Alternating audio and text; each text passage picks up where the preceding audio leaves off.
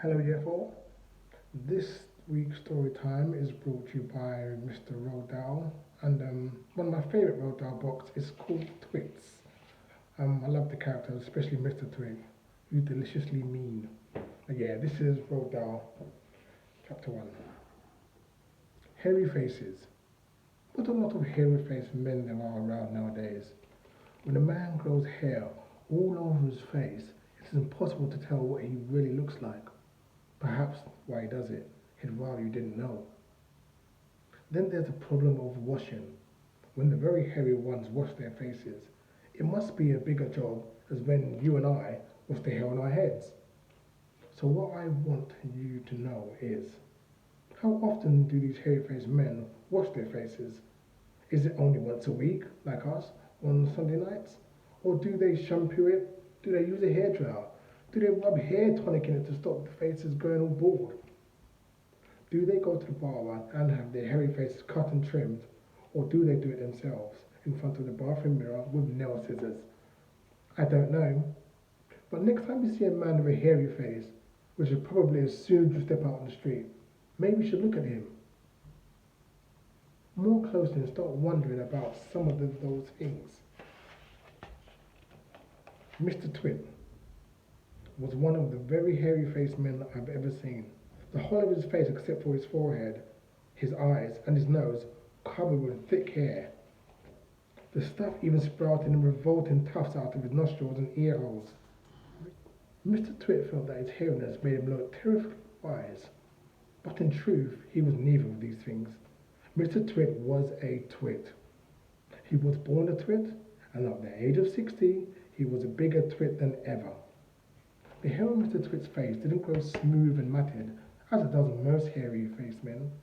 It grew in spikes that stuck out straight like the bristles of a nail brush. And how often did Mr. Twit wash his bristly nail brush face of his? The answer is never. Not even on Sundays. He hadn't washed it for years. Dirty beards. As you know, an ordinary unhairy face, like yours or mine, simply gets a bit smudgy if it's not washed often enough, and there's nothing awful about that. But a hairy face is a different matter. Things cling to hairs, especially food. Things like gravy go right among the hairs and stay there. You and I can wipe our smooth faces with a flannel, and we can quickly look more or less right again. But the hairy man cannot do that. We can also, if we are careful, eat our meals without spreading food all over our faces, but not so the hairy man. Watch carefully. Next time you see a hairy man eating his lunch, and you will notice that even if he opens his mouth wide, it is impossible for him to get a spoonful of beef stew or ice cream and chocolate sauce in it without leaving some of the hairs. Mr. Twit didn't even bother to open his mouth wide open when he ate. As a result, and because he never washed, there was always hundreds of bits of old breakfasts and lunches and suppers sticking to the hairs around his face. They wasn't big bits, mind you, because he used to wipe those off with the back of his hand or a sleeve while he was eating. But if you look closely, not that you would ever want to, you will see tiny specks of dried up scrambled eggs stuck to the hairs, and spinach, and tomato ketchup, and fish fingers, and minced chicken livers, and all the other disgusting things Mr. Twit liked to eat.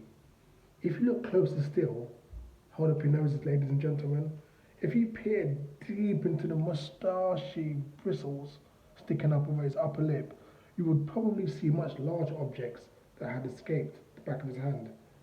Things that had been there for months and months, like a piece of maggoty green cheese, or a mouldy old cornflake, or even the slimy tail of a tin sardine. Because of all this, Mr. Twit never really is hungry. By sticking out his tongue and curling it around sideways to explore the hairy jungle around his mouth, he was always able to find a tasty morsel here and there to nibble on. What I'm trying to tell you is that Mr. Twit was a foul and smelly old man. He was an extremely horrid old man, as you will find out in a moment. Mrs. Twit. Mrs. Twit was no better than her husband. She did not, of course, have a hairy face. It was a pity she didn't, because at any rate would have hidden some of her fearful ugliness. Take a look at her.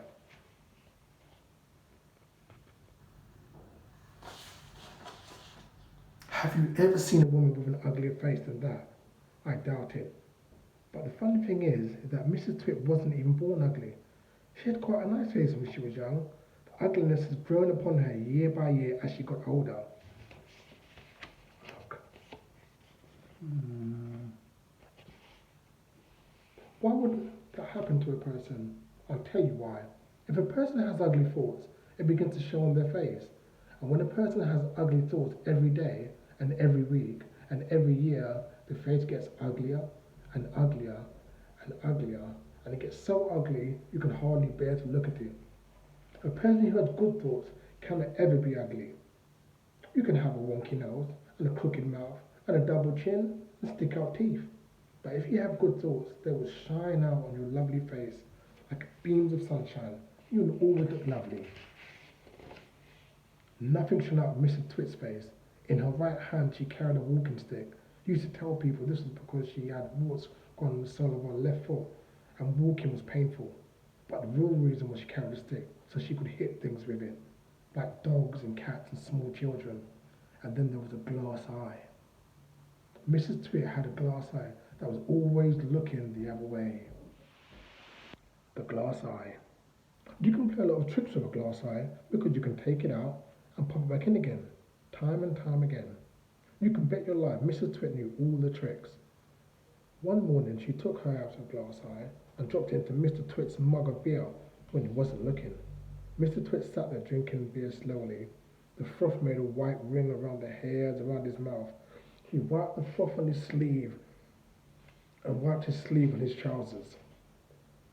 You're plotting something, Mrs. Twit said, keeping her back turned so he wouldn't see that she had taken out a glass eye. Whenever you go quiet like that, I know very well you're plotting something. Mrs. Twit was right. Mr. Twit was plotting away like mad. He was trying to think up a really naughty trick that he could play on his wife that day. You'd better be careful, Mrs. Twit said, because when I go starting to plot, I watch you like a wombat. Oh, do shut up, you old hag, Mr. Twit said. He kept on drinking his beer, and his evil mind kept working away on the latest horrid trick he was going to play on the old woman. Suddenly, Mr. Twit tipped the last drop of beer down his throat. He caught the sight of Mr. Twit's awful glass eye staring at him from the bottom of the mug. It made him jump. I told you I was watching you, cackled Mr. Twit. I've got eyes everywhere, so you better be careful. Stay tuned for the next installment of Roald Dahl's The Twits, the Frog.